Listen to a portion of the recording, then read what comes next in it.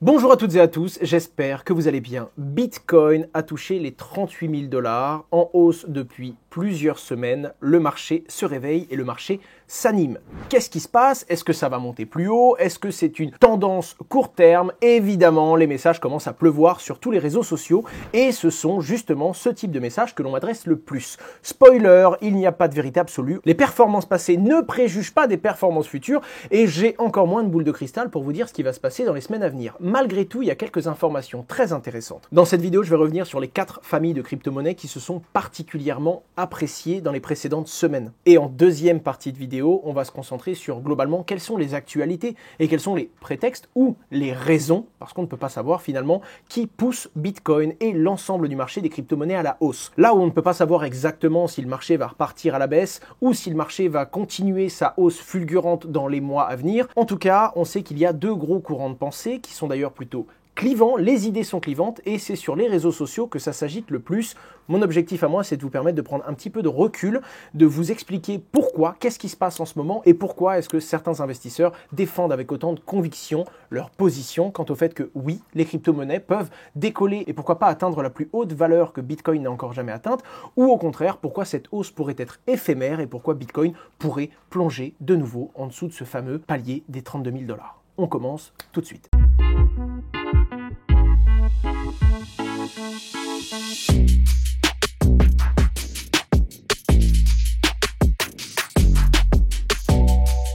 Bon, globalement, pour revenir très simplement, Bitcoin prend de la valeur, d'accord? Non seulement il a brisé la limite des 32 000 $, mais en plus il est, à l'heure où je vous parle, à 37 100 $. Étant donné que ça va faire plus de 16 mois qu'on n'avait pas passé cette valeur, évidemment, ça anime le marché entier. Certaines personnes commencent à avoir l'impression de rater le train et ont peur que les crypto-monnaies partent en bull run avec une hausse qui ne s'arrête pas et donc rester sur le quai sans avoir acheté de crypto-monnaie au bon moment. Et à l'inverse, certaines personnes, elles, sont quasiment persuadées que Bitcoin va de nouveau plonger en dessous de ces 32 000 $, pourquoi pas revisiter des plus bas et que ce n'est surtout pas le bon moment d'en acheter. Et alors qu'on ne peut pas vraiment avoir la réponse parfaite à cette question, il y a quand même 2-3 points qui sont relativement intéressants à observer. Déjà, cette agitation, elle est amplifiée parce que cette limite de 32 000 $ qu'on a réussi à briser, c'était la première fois, comme je vous ai dit, depuis 16 mois, puisqu'on a brisé cette limite à la baisse, ces fameux 32 000 $, une première fois en mai 2022, mais c'était pas durable puisque ça a rebondi au-dessus de ces 32, et pour le coup, en juin 2022, ça n'a pas manqué, on est descendu bien plus profond, et on a même Bitcoin qui a été visité en décembre 2022, donc il y a tout juste un an, un plus bas aux alentours des 15 000 $. Après ça, Bitcoin a repris un petit peu de valeur, mais il n'a fait que rebondir entre 20 000 et 32 000 $ pendant presque toute une année. C'était très très long, un seuil sous lequel la plupart des entreprises crypto étaient en difficulté, n'étaient pas en profit, souffraient tout simplement, et là, naturellement, quand Bitcoin vient éclater cette limite de 32 000 $ sur laquelle il rebondissait comme un plafond qu'il n'arrivait pas à briser, finalement un plafond de verre,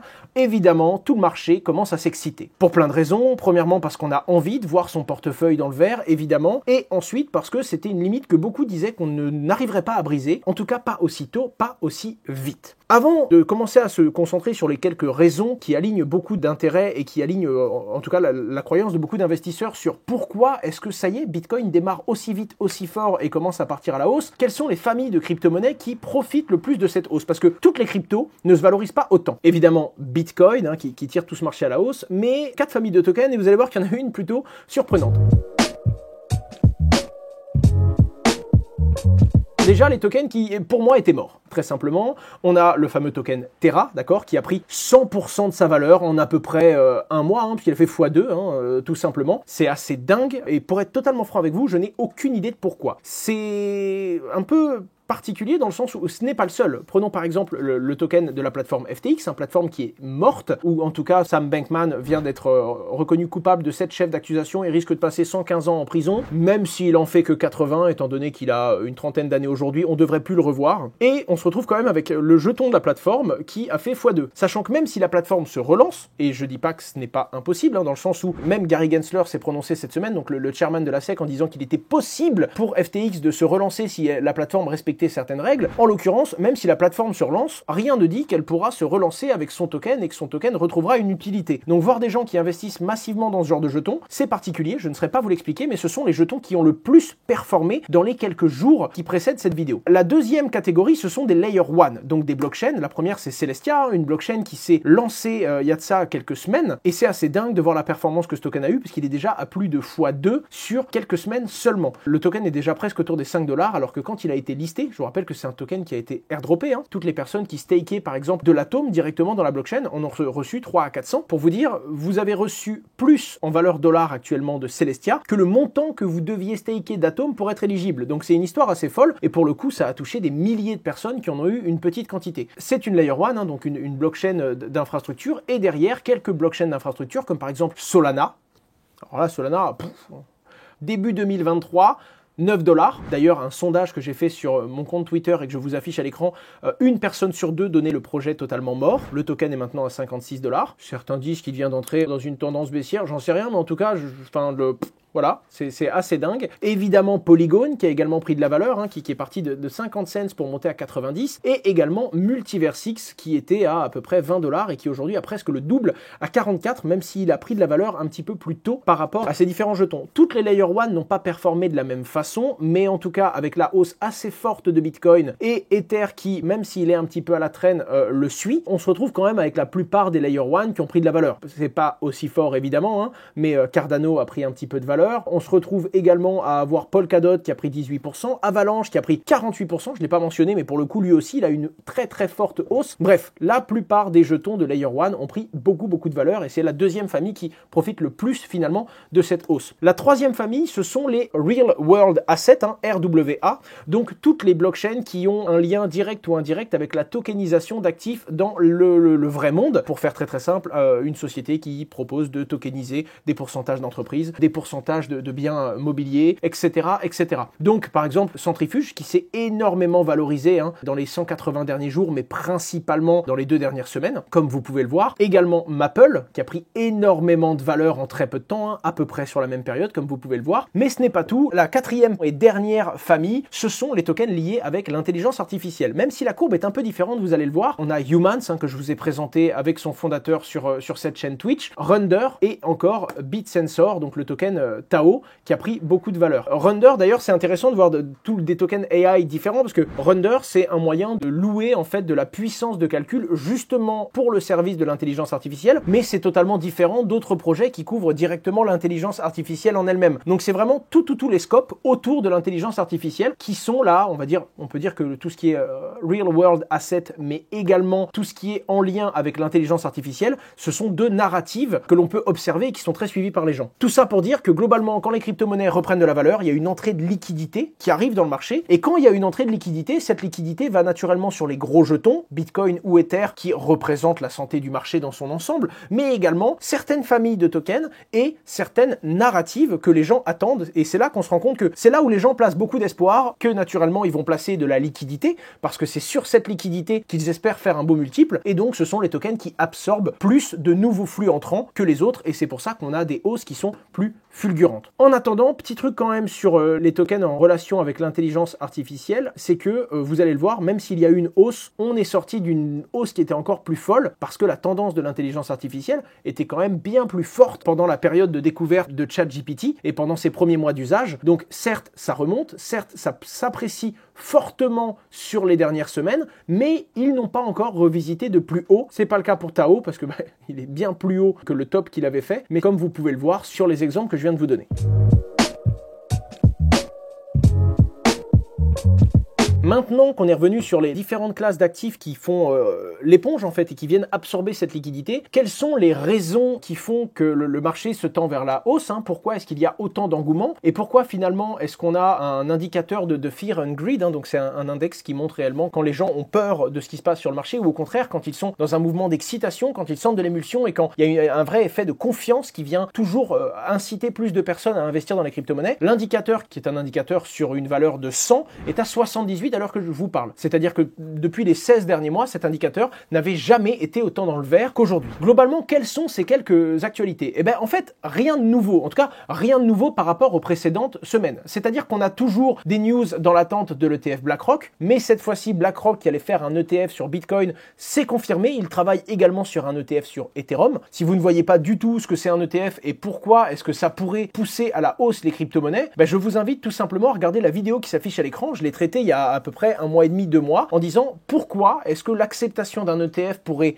accélérer les crypto-monnaies à la hausse. Mais pour faire très simple, c'est un produit financier qui fait que si beaucoup de gens achètent l'ETF de BlackRock, BlackRock devra avoir les Ethers et les Bitcoins qui correspondent à ces achats. Et donc, naturellement, BlackRock étant le plus gros gestionnaire d'actifs au monde, quand ils font un produit, c'est pas pour y mettre quelques millions de dollars. Ils ont quand même tendance à être très lourds. Et comme la supply des crypto-monnaies est limitée, alors c'est pas le cas d'Ether, mais c'est le cas de Bitcoin, très limité pour Bitcoin, je dirais même. J'ai également fait une vidéo sur la supply de Bitcoin qui vous explique pourquoi elle est autant limitée. Donc la supply, c'est le nombre de Bitcoin en circulation, le nombre de Bitcoin qui existent, et que naturellement, si vous en achetez, il y en a moins en circulation, et donc le fait qu'elle soit rare, ça peut augmenter naturellement l'impact de ce genre d'actualité. Et si BlackRock venait à acheter une grosse quantité de crypto, ça pourrait pousser fortement à la hausse les crypto-monnaies. Mais dans cette vidéo, je vous parle également des autres raisons qui font que oui, dans le passé, Bitcoin suivait des cycles, que ce soit en 2013, en 2017 ou encore en 2020, il y a eu un halving, et le halving, donc la réduction en divisant par 2 des nouveaux bitcoins émis sur le réseau, vient théoriquement, en tout cas mathématiquement, augmenter leur rareté,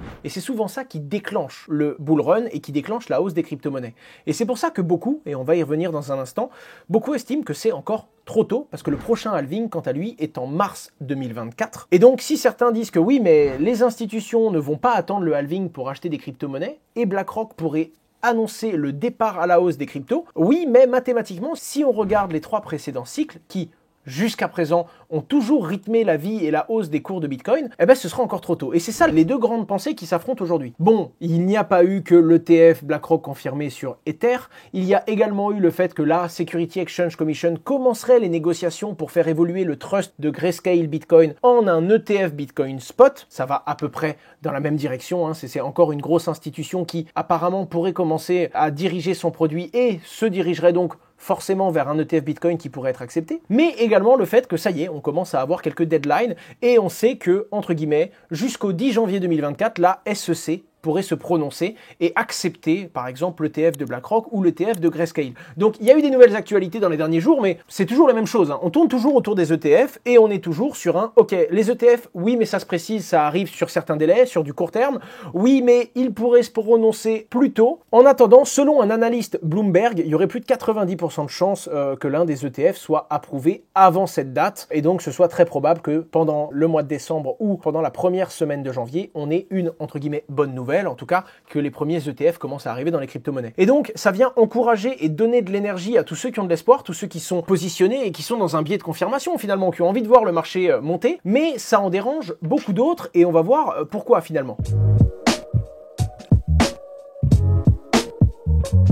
Le premier point, je vous l'ai dit, Bitcoin a tendance, en tout cas, il a eu tendance dans le passé à suivre des cycles qui dépendaient de son halving. Et si on part du fait que les performances passées sont donc le reflet de la performance future que l'on devrait avoir, eh bien, théoriquement, et je dis bien théoriquement parce que il n'y a aucune raison précise que ça soit le cas, eh bien, ça devrait être quelques mois après le halving. Les récompenses de Bitcoin vont passer de à peu près 6 Bitcoins distribués aux mineurs toutes les 10 minutes à approximativement 3. Et donc c'est à ce moment-là que ça met les mineurs dans une position inconfortable et que les mineurs ont besoin d'avoir un Bitcoin qui a plus de valeur pour pouvoir continuer à faire cette activité de sécuriser le réseau et d'être rentable. Et c'est souvent à ce moment-là que la plupart des crypto-monnaies commencent à se valoriser dans les 6-12 mois qui suivent. Et donc ça voudrait dire que théoriquement, selon ces personnes qui regardent tout le temps le même cycle, ça devrait être d'ici 12 à 18 mois que les crypto-monnaies devraient se réveiller. Et d'autres qui disent oui mais BlackRock ne va tout simplement pas attendre et donc c'est maintenant qu'il faut se positionner. Et ça crée une position qui est très inconfortable. Pourquoi? Parce que toutes les personnes qui se disaient que c'était trop tôt, ce sont des personnes qui n'avaient pas acheté suffisamment de crypto-monnaies. Toutes les personnes qui ne se sont pas positionnées, ce sont des personnes qui, entre guillemets, ont tout vendu. Elles étaient cash. Ce sont des personnes qui n'ont pas envie de voir les crypto-monnaies décoller maintenant. Parce que non seulement elles sont piégées, c'est-à-dire que si elles achètent aujourd'hui, elles ont l'impression d'acheter très très cher, parce que ça veut dire que ça faisait littéralement 1 an et demi qu'elles pouvaient acheter des crypto-monnaies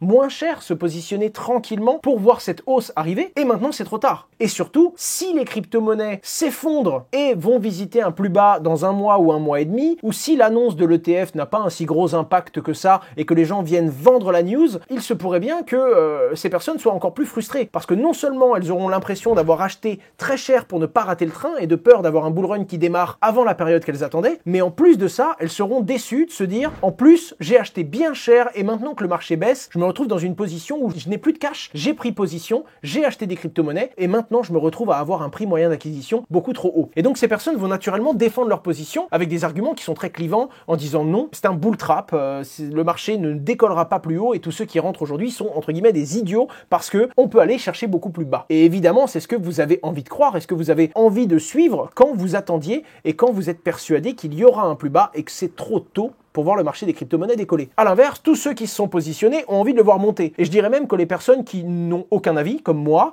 c'est-à-dire que je ne sais pas si les crypto-monnaies vont décoller à la hausse ou si au contraire elles risquent de revisiter des plus bas, mais tout ce que je sais c'est que n'étant pas moi-même trader, je suis investisseur, j'ai des convictions long terme sur les crypto-monnaies, j'ai pas attendu d'aller chercher un plus bas pour acheter des crypto-monnaies. À partir du moment où on a quitté mi-2022 les plus hauts qu'a connu Bitcoin, dès qu'on a été en dessous des 30 000 $, j'ai activé mon DCA et j'ai commencé à acheter un petit peu tous les mois des crypto-monnaies pour constituer mon panier, même quand elles étaient plus hauts et quand elles étaient plus vers les 30 000 ou quand elles étaient vers les 15 000, quelle que soit leur valeur, j'ai commencé à accumuler des crypto-monnaies. Donc évidemment, le fait d'avoir constitué un stock à cette période, je me dis que bon si ça redescend, je vais pouvoir consolider mon portefeuille et en racheter plus, et si ça décolle, tant mieux parce que j'ai déjà mes stocks de crypto-monnaies et je me suis positionné. Donc naturellement, il y a certains courants et on sent des personnes qui sont un peu frustrées sur le marché aujourd'hui, quoi qu'il en soit, et vous devez bien le garder en tête, vous, surtout si vous êtes débutant, personne n'a de réponse magique. Ça deviendra évident et tout le monde vous dira que justement c'était sûr quand ce sera arrivé, que ce soit une baisse violente ou une hausse. Je vous le rappelle, n'ayez pas l'impression de rater un train ou rater quoi que ce soit. Oui, depuis 30 jours, Bitcoin prend beaucoup de valeur et a d'ailleurs 39% de hausse sur une période d'à peu près un mois, mais remettez ça en perspective, d'accord? On sort seulement d'une baisse qui était assez folle et on est approximativement à 50% de la valeur top que Bitcoin a atteint et on est encore très loin de ce point qu'on a touché pendant le mois de mai 2021. Si vous êtes un débutant, le plus intéressant c'est d'acheter un tout petit peu de façon régulière et surtout ne l'oubliez pas de ne jamais mettre le moindre euro que vous n'êtes pas prêt à perdre. Les crypto-monnaies c'est comme le marché de la bourse, c'est très volatile mais ça l'est encore plus, surtout dans des moments d'euphorie, dans des moments où justement des gens ont une forte volonté de voir le marché s'effondrer ou au contraire beaucoup de gens attendent de voir ce marché s'envoler. Ça fait prendre des décisions qui sont irrationnelles parfois et d'ailleurs ce sera le prochain sujet qu'on va traiter sur cette chaîne YouTube. On va traiter des biais cognitifs et de la façon dont ça peut vous affecter quand c'est en lien avec vos finances ou quand c'est en lien avec des décisions qui sont très importantes.